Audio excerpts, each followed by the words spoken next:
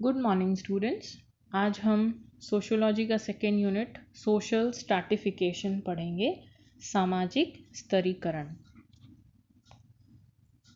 इसका synopsis: meaning अर्थ, definition परिभाषा, characteristics विशेषताएं, डिटर्मिनेंट्स निर्धारक, बेसिस ऑफ सोशल स्ट्रैटिफिकेशन यानी कि आधार, सामाजिक स्तरीकरण के आधार, फॉर्म्स या टाइप्स ऑफ सोशल स्ट्रैटिफिकेशन स्वरूप या प्रकार, इम्पॉर्टेंस ऑफ सोशल स्ट्रैटिफिकेशन महत्व, दोष या सीमाएं लिमिटेशंस।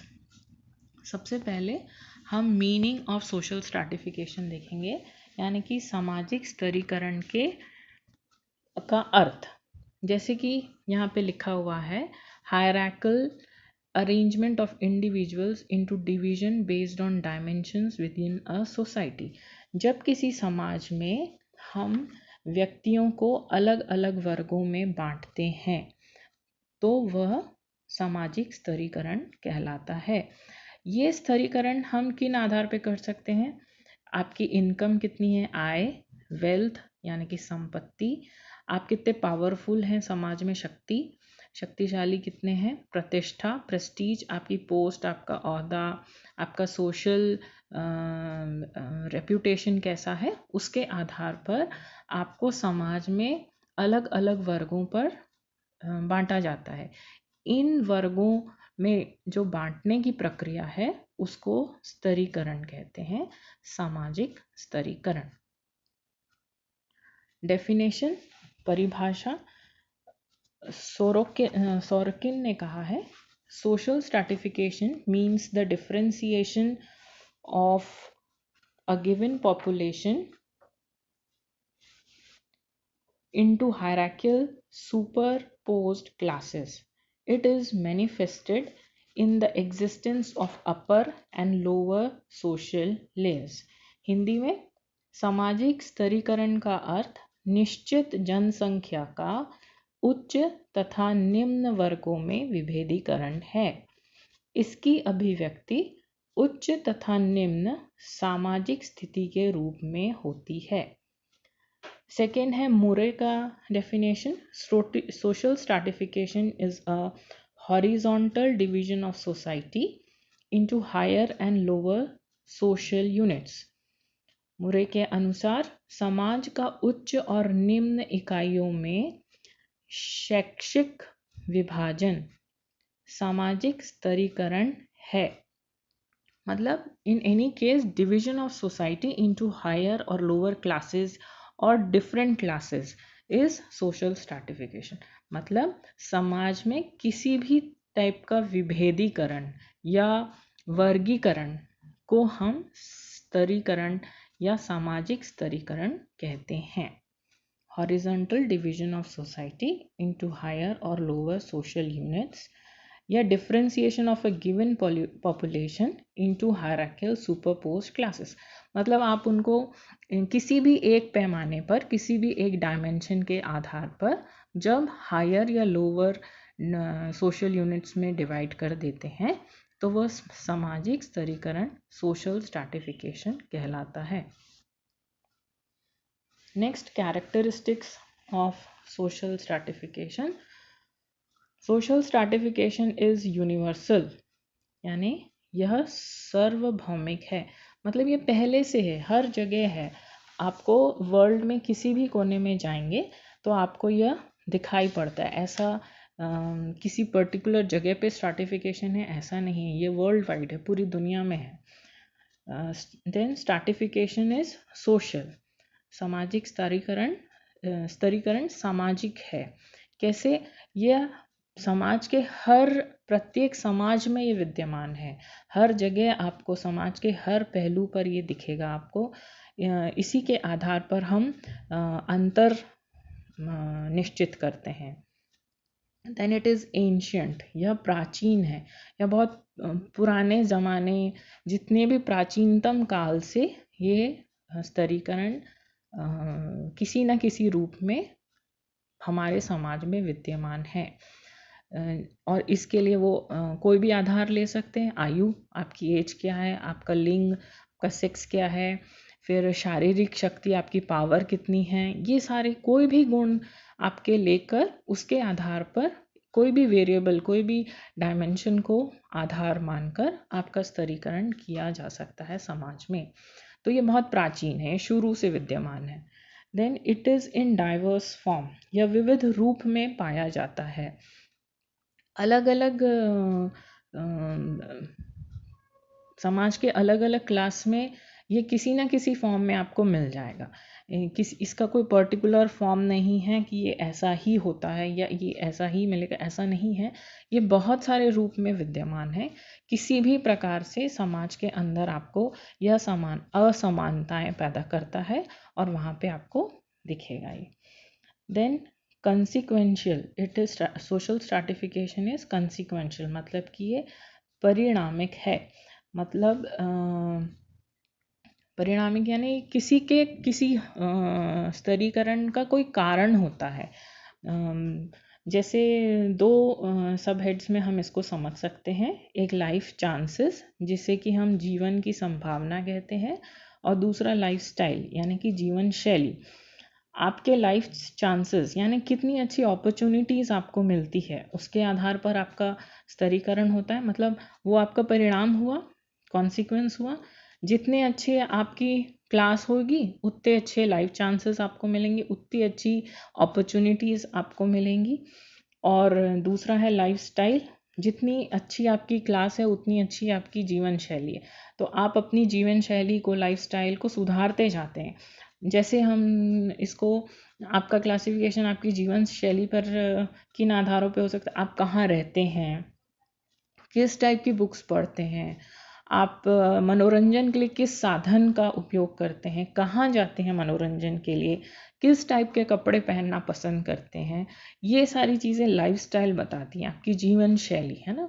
तो इसके आधार पर जब आपका सामाजिक स्तरीकरण होता है तो ये परिणामिक कहलाता है।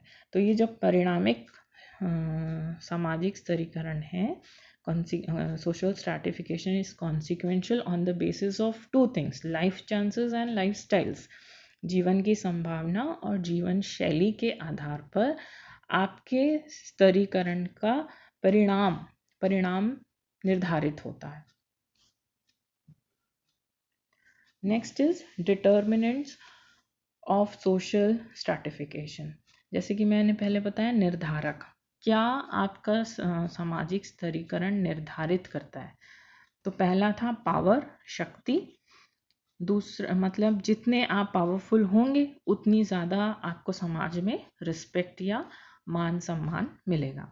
सेकेंड है इकोनॉमिक रिसोर्सेज, यानी कि आपका फाइनेंशियल स्टेटस, आप कहाँ रहते हैं, रूरल एरिया, अर्बन एरिया में रहते हैं, कि आपकी इनकम कितनी है।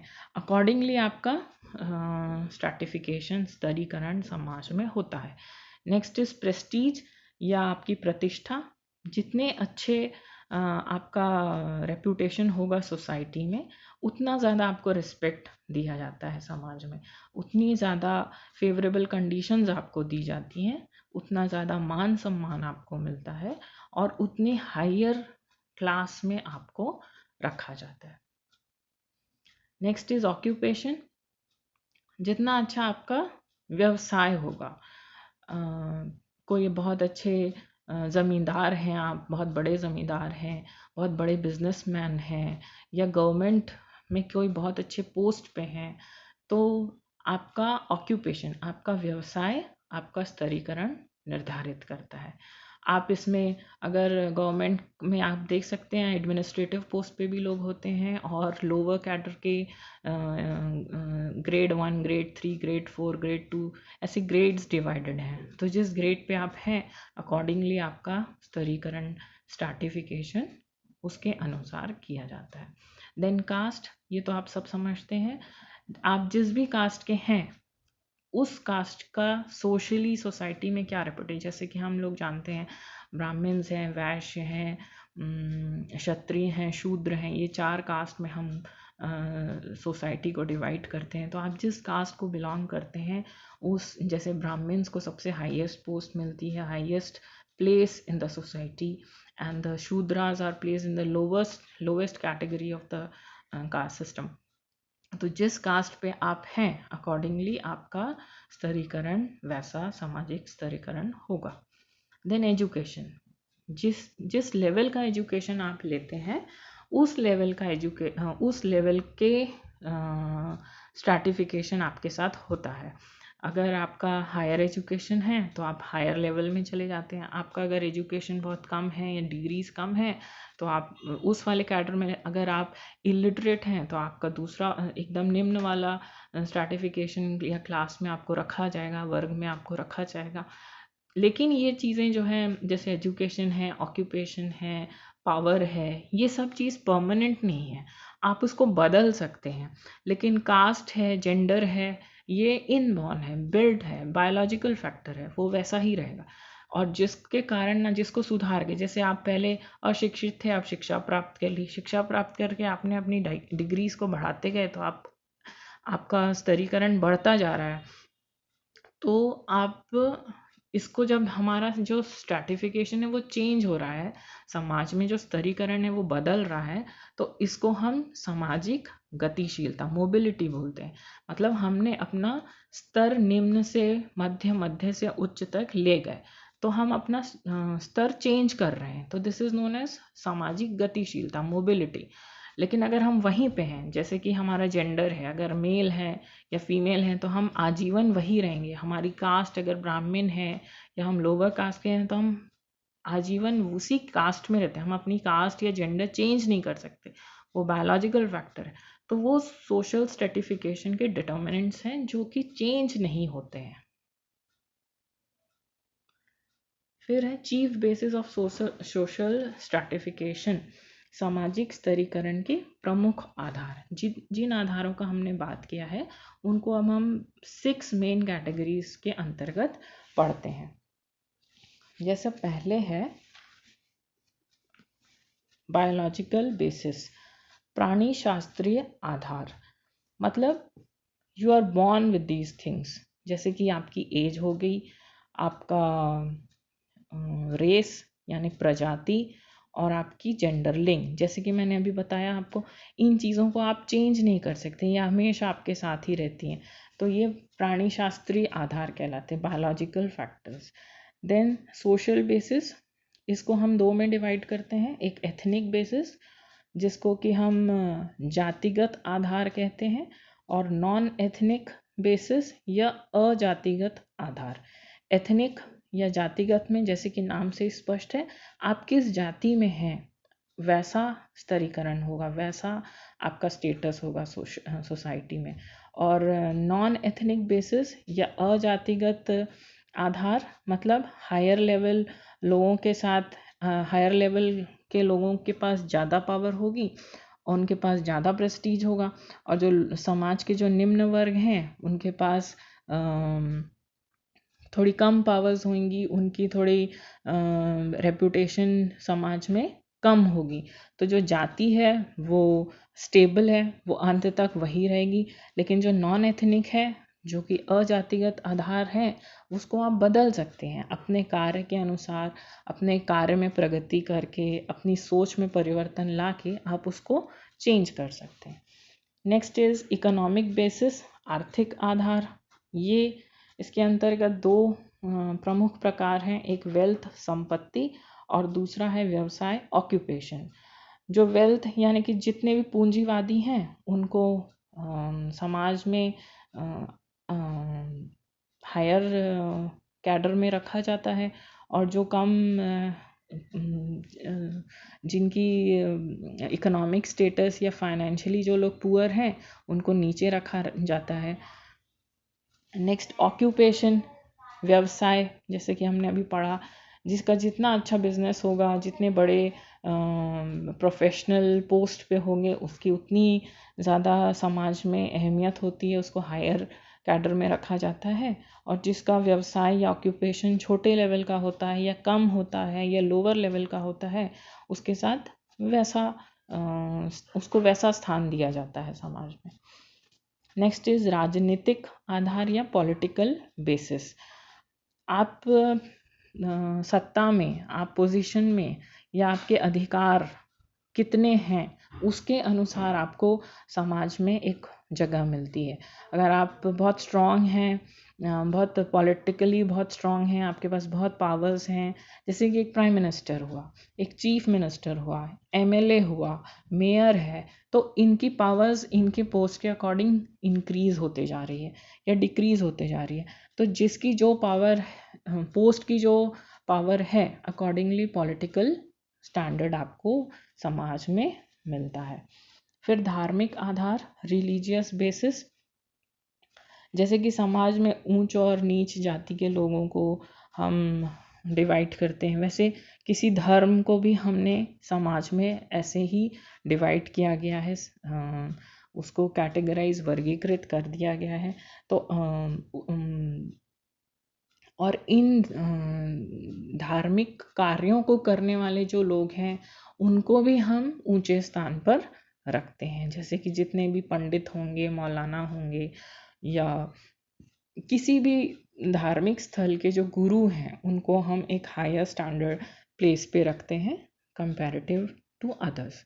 देन सांस्कृतिक आधार या कल्चरल बेसिस, इसके उदाहरण में हम भाषा, लैंग्वेज, बौद्धिक कुशलता या स्किल्स कह सकते हैं, और कलात्मकता यानी क्रिएटिविटी के आधार पर इनको स्तरीकरण किया गया। जितनी आपकी स्किल्स हैं, आपकी क्रिएटिविटी कैसी है, आपकी भाषा कौन सी है, अगर प्रचलित भाषा में से आप हैं तो, और या फिर आपके स्किल्स बहुत अच्छे हैं या आपकी क्रिएटिविटी बहुत अच्छी है, तो अकॉर्डिंगली आपको उस स्तर में, उस वर्ग में समाज के रखा जाएगा। एक बात यहाँ जानने की है कि जितने भी इकोनॉमिकल फैक्टर, रिलीजियस फैक्टर और पॉलिटिकल फैक्टर, ये तीनों मैन मेड फैक्टर्स हैं, मानव द्वारा निर्मित कारक हैं। लेकिन जो बाकी हैं वो सब बायोलॉजिकल फैक्टर्स हैं, प्राणी शास्त्रीय आधार है। Next is forms of stratification, यानी कि स्वरूप या प्रकार। पहले ये प्रकार चार थे, जिसमें कि पहला था स्लेवरी, दास प्रथा, जो कि अब बिल्कुल भी समाप्त है, इसलिए हम इसको तीन ही स्वरूप मानते हैं, सामाजिक स्तरीकरण के तीन ही स्वरूप मानेंगे। पहला है एस्टेट सिस्टम या जागीर तंत्र बोल सकते हैं, या जागीरता का स्वरूप कह सकते हैं। देन दूसरा है जाति प्रथा, कास्ट सिस्टम, और तीसरा है क्लास सिस्टम या सामाजिक वर्ग प्रथा। तो एस्टेट सिस्टम ये क्या है? It is a politically based system of stratification categorized by limited social mobility. मतलब आप बाय बर्थ जिस भी स्टेट में हैं, स्टेटस में हैं, आप अंत तक उसी स्टेटस में रहते हैं, उस स्टेटस को एंजॉय भी करते हैं या फिर रिग्रेट भी करते हैं। तो आप, ये बायोलॉजिकल फैक्टर हो गया एक टाइप से, कि आप जिस भी हायर क्लासेस में, अगर हायर सोसाइटी, हायर क्लास में अगर आप, या हायर कास्ट में अगर आपका बर्थ हुआ है, या लोअर कास्ट में आपकी पैदाइश है, तो आप जन्मजात उसी स्टेटस, उसी एस्टेट, उसी जागीर के साथ रहते हैं, आप उसको बदल नहीं सकते। इसलिए इसमें लिखा है last line, limited social mobility, यानी कि सामाजिक गतिशीलता एकदम निम्न वर्ग की रहेगी, क्योंकि आप उसको बदल नहीं सकते, आप उसी में रहेंगे, उसके जो पॉजिटिव और नेगेटिव एस्पेक्ट्स हैं वो आप एंजॉय करेंगे। नेक्स्ट इज कास्ट सिस्टम, यानी कि जाति प्रथा। इसमें क्या है? It is a system of stratification based on hereditary notions of religion and theological purity and generally offers no prospects for social mobility। मतलब एक टाइप का ये क्लोज्ड स्ट्रैटिफिकेशन है, बंद स्तरीकरण। बंद क्यों? क्योंकि आप अपनी कास्ट कभी भी चेंज नहीं कर सकते, आप जिस कास्ट में आपका बर्थ हुआ है आप उसी में रहेंगे। जैसे कि हमने देखा कि 4 मेन ग्रुप्स हैं सोसाइटी में, ब्राह्मण, क्षत्रिय, वैश्य और शूद्र। तो अगर आप इनमें से किसी में हैं, पैदा होते हैं, तो आप जन्मजात इसी कास्ट में रहेंगे, आप अपनी कास्ट चेंज नहीं कर सकते, इसलिए इसको बंद स्तरीकरण भी कहा गया है। नेक्स्ट है class system is an economically based system of stratification with somewhat loose social mobility based on roles in the production process rather than individual characteristic. ये ओपन सिस्टम ऑफ क्लासिफिकेशन है, स्ट्रैटिफिकेशन है। क्यों? क्योंकि आप अपना class change कर सकते हैं, आप अपना वर्ग जो है वो चेंज कर सकते हैं। कैसे चेंज कर सकते हैं? अगर आप 3 क्लासेस हैं हमारी सोसाइटी में, अपर, मिडिल एंड लोअर, है ना, उच्च जाति, मध्यम, उच्च वर्ग, मध्यम वर्ग और निम्न वर्ग। तो ये कैसे डिसाइड हो रहा है? आपके पास कितनी वेल्थ है, आपके पास कितना पैसा है, प्रॉपर्टी है, उसके आधार पर। जिसके पास सबसे ज़्यादा होगा वो अपर में जाएगा, जिसके पास थोड़ा सा कम है वो मिडिल में जाएगा, और एकदम ही लोअर सोशल स्टेटस के हैं आप तो लोअर क्लास में आपको रखा जाता है। लेकिन आप अपने एफर्ट्स के थ्रू अपनी क्लासेस को रेगुलरली चेंज कर सकते हैं। आप ऊपर की तरफ भी जा सकते हैं, और आपके एफर्ट्स अगर अच्छे नहीं हैं तो अपर से आप लोअर भी आ सकते हैं, मिडिल भी आ सकते हैं। तो आप अपने क्लास में मूव करते हैं, you are moving between classes, है ना। तो दैट इज़ वाई इसमें सोशल मोबिलिटी सबसे ज़्यादा दिखती है, सामाजिक गतिशीलता सबसे ज़्यादा दिखती है। वो अपवर्ड भी हो सकती है या डाउनवर्ड भी हो सकती है। Next is importance of social stratification, सामाजिक स्तरीकरण का महत्व। पहला, फुलफिलमेंट ऑफ नीड्स, आवश्यकता की पूर्ति। जब आप सोसाइटी में रहते हैं तो आपके जो ज़रूरतें हैं वो समाज ही पूर्ति करता है उसकी। तो हर व्यक्ति की उसकी अलग आवश्यकता होती है, जिसे कि स्तरीकरण के द्वारा एक व्यक्ति अपने उत्तरदायित्व के अनुसार पूरा कर सकता है अपनी आवश्यकताओं को। Next is motivation for work, अधिक कार्य की प्रेरणा। अगर आप अच्छे पद पर हैं तब तो ठीक है, लेकिन अगर आप उस पद तक, उच्च पद तक पहुंचना चाहते हैं, अपना क्लास चेंज करना चाहते हैं, तो आप बहुत एफर्ट करते हैं, बहुत मेहनत करते हैं ताकि आप उस पद तक पहुंच सकें। तो दिस गिव्स अ मोटिवेशन, आपको अच्छे क्लास में मूव करने के लिए यह मोटिवेट करता है। Next is division of labour, श्रम विभाजन। स्तरीकरण के माध्यम से प्रत्येक पद के साथ उनके दायित्वों का निर्धारण हो जाता है, जिससे श्रम विभाजन की स्थिति निर्मित होती है। मतलब जिस लेवल पे आप हैं अकॉर्डिंगली आपकी रिस्पॉन्सिबिलिटीज डिसाइड हो जाती हैं, तो वैसा काम आपको करने को मिलता है। तो ऑटोमेटिकली आपके काम, एक पर्टिकुलर काम का डिवीजन हो जाता है कि ये काम इस पोस्ट वाले को मिलेगा, ये काम इस पोस्ट वाले को मिलेगा। तो स्ट्रैटिफिकेशन के कारण डिवीजन ऑफ लेबर अच्छा होता है। देन इंक्रीज इन कंपटीशन, प्रतियोगिता में वृद्धि।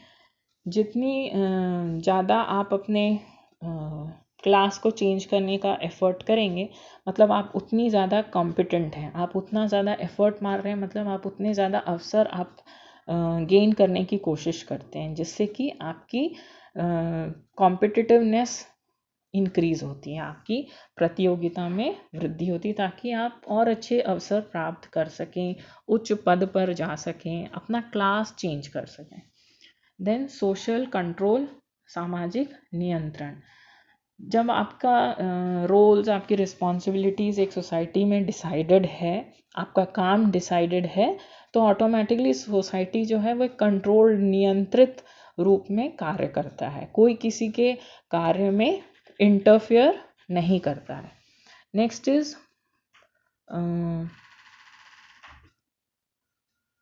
साइकोलॉजिकल सेटिस्फैक्शन, मनोवैज्ञानिक संतोष। जब आपको आपके टारगेट्स अचीव होते हैं, आपका क्लास चेंज होता है, तो ऑटोमेटिकली आपको सेटिस्फैक्शन मिलता है। इम्पोर्टेंस ऑफ कोऑपरेशन, सहयोग का महत्व। आप जितना ज़्यादा आपस में कोऑपरेट करते हैं उतना ज़्यादा आप अच्छा काम करते हैं, उतना ज़्यादा मोटिवेटेड रहते हैं। सोशल डिफेंड फ्रॉम कन्फ्लिक्ट, यानी संघर्षों से रक्षा। उत्तरदायित्वों का विभाजन होता है और व्यक्ति आपस में मिलजुल कर कार्य करते हैं। मतलब आपका डिवीजन ऑफ लेबर हो गया, आपके ड्यूटीज़ डिसाइड हो गई, आपकी रिस्पॉन्सिबिलिटीज़, आपको क्या कार्य करना है आपको पहले से बता दिया गया है, तो आप दूसरों के कार्य में इंटरफेयर नहीं करते हैं। इसलिए कन्फ्लिक्ट जो है, आपस में जो लड़ाई झगड़े हैं या मतभेद हैं, वो कम या समाप्त हो जाते हैं। सामाजिक एकीकरण, सोशल इंटीग्रेशन, सब साथ एक अपनी अपनी क्लास में सेटिस्फाइड और सुरक्षित रहते हैं। संबंधों में दृढ़ता, स्टेबिलिटी इन रिलेशन, आपके आपसी रिलेशंस, आपके आपसी संबंध बहुत दृढ़ होते जाते हैं, आप स्टेबल होते हैं उसमें।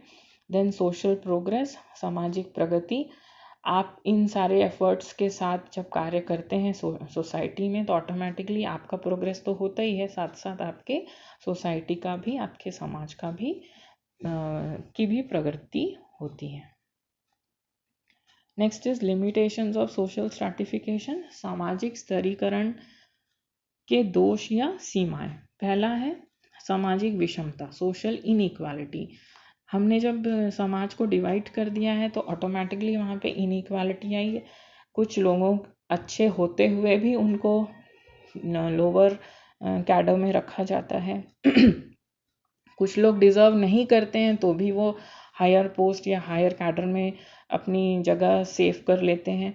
तो दिस इज सोशल इनइक्वालिटी। पक्षपात की भावना, एटीट्यूड ऑफ बायसनेस, इसी के कारण आपकी कास्ट या आपकी सोशल स्टेटस के कारण आपको कुछ अच्छे अपॉर्चुनिटीज़ मिल जाती हैं जबकि आप उसके लिए वर्थ नहीं है, तो दैट इज़ बायसनेस। देन निम्न वर्गों का शोषण, एक्सप्लॉयटेशन ऑफ लोअर क्लास। जैसे कि मैंने अभी कहा, आप बहुत अच्छे हैं, आपके पास बहुत सारी क्वालिटीज़ हैं, लेकिन आपका क्लास लोअर है, इसलिए आपके साथ एक्सप्लॉयटेशन होता है, आपका शोषण किया जाता है। Then caste conflict, class conflict, मतलब आपस में दो क्लासेस लड़ते हैं, हायर क्लास और middle class and lower class. ये जो क्लासेस में हमने सोसाइटी को डिवाइड किया है, इनमें हमेशा आपस में मतभेद, संघर्ष रहता है किसी न किसी बात पर। देन इनएक्टिवनेस, निष्क्रियता, क्योंकि आपको जस्टिस नहीं मिलता है, क्योंकि आपका शोषण होता है, इसलिए आप धीरे धीरे आपको न्याय नहीं मिलता है, तो आप निष्क्रिय होते जाते हैं, इनएक्टिव होते जाते हैं। देन मनोवैज्ञानिक समस्याओं का जन्म, ओरिजिन ऑफ साइकोलॉजिकल प्रॉब्लम। जब आप इन कन्फ्लिक्ट्स को डिफेंड नहीं कर पाते, इन फाइट्स के में कुछ रिजल्ट नहीं आता आपके मुताबिक, तो आपको साइकोलॉजिकल प्रॉब्लम्स, डिप्रेशन या ऐसा कुछ होने लगता है। राष्ट्र की प्रगति में बाधक, barrier in progress of nation. मतलब अब जब आप इनएक्टिव हो जाएंगे, साइकोलॉजिकली डाउन हो जाएंगे, तो ऑटोमेटिकली आपकी प्रोडक्टिविटी कम हो जाएगी और आप नेशन, अपने राष्ट्र के लिए कम उपयोगी साबित होंगे। That's all. Thank you.